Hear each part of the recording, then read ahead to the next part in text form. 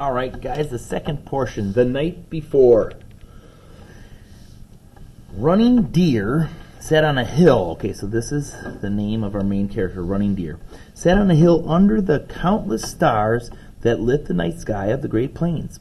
He was a Native American. He was also the leader of the Lakota, and his people were a powerful nation. But the settlers were coming, and with them would come their greed for land. It was a need that could never be satisfied. No matter how much land these people had, they still wanted more. I think we got a little bit of a theme there. The settlers viewed the land as wilderness that needed them to settle it. They thought of themselves as civilized people. The settlers had started in the east, taking land as they spread west. It was Native American land, but the settlers had loosened the Native Americans' hold on the land and had taken what they wanted. To the east, Native American land was just like a patchwork quilt now. A little land here, a little land there. At first, Running Deer listened to the stories about the settlers with amazement. In the midst of so much land, how could these people always want more? Then his amazement turned to anger, but now he was filled with great sadness. The settlers had reached the eastern edge of the Great Plains. What would happen now? As a leader of the Lakota, it was Running Deer's responsibility to make the right decision for his people. Running Deer had heard of a group of Native Americans to the east called the Algonquin. The Algonquin had traditions similar to those of the Lakota. At first, they had welcomed the settlers. The settlers had promised the Algonquin could keep their land, but their actions spoke louder than their words. So they said one thing, but then they did another thing. The settlers took the land and forced the Algonquin to leave. Now the settlers were building a town with big wooden houses on the land that had belonged to the Algonquin. They were putting up fences. They had rules about who could use the land and what they could do with it. Native Americans who had lived there had been pushed west. Running Deer was willing to fight for the Lakota lands. He would stay on his horse for days if that would help. But would it help?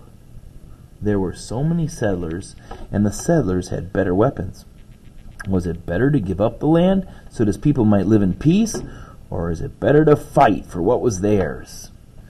And what if by fighting they lost everything? The Lakota were part of a group of related Sioux tribes.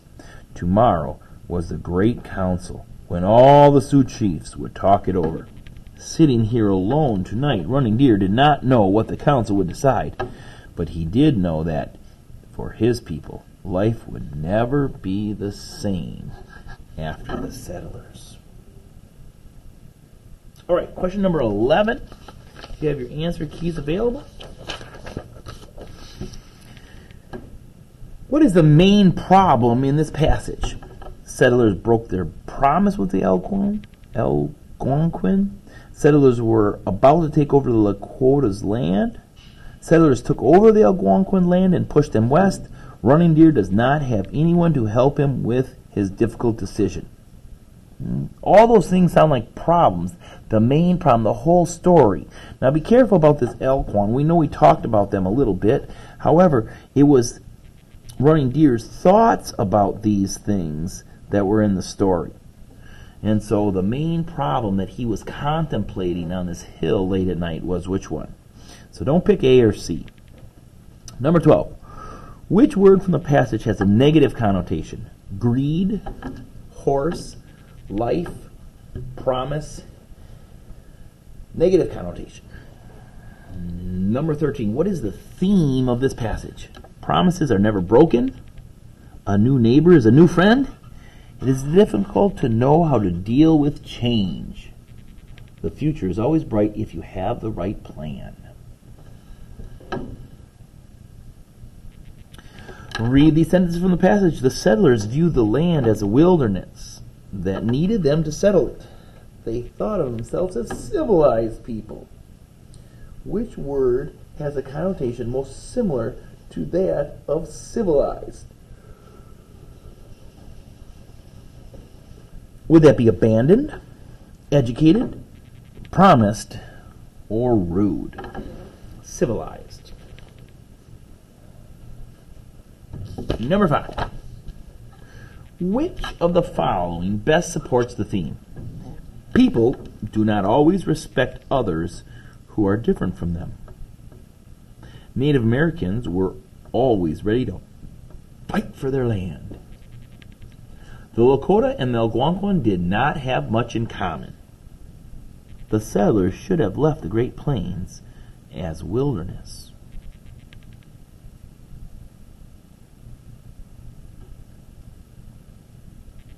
Number 16. Read the sentence from the passage. At first, Running Deer listened to the story about the settlers with amazement.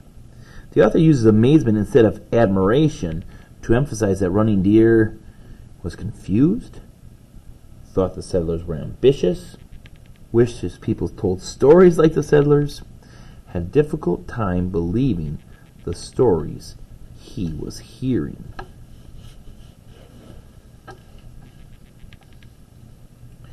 Number 17. What evidence from the text best supports the author's message? But he did know that for his people, life would never be the same after the settlers came. Or, no matter how much land these people had, they still wanted more. The settlers reached the eastern edge of the Great Plains, and he would stay on his horse for days, if that would help. What evidence from the text best supports the author's theme?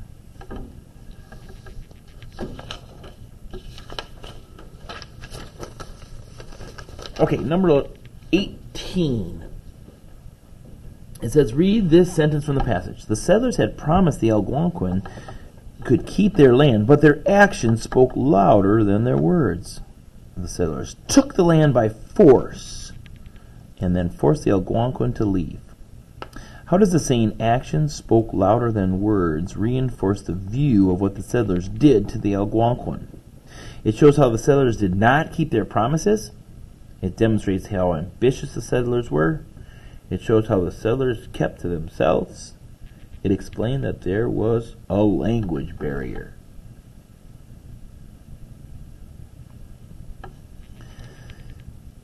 Number 19. Read this sentence from the passage. Was it better to give up their land so the people might live in peace? Or was it better to fight for what was theirs? And would if by fighting they lost everything?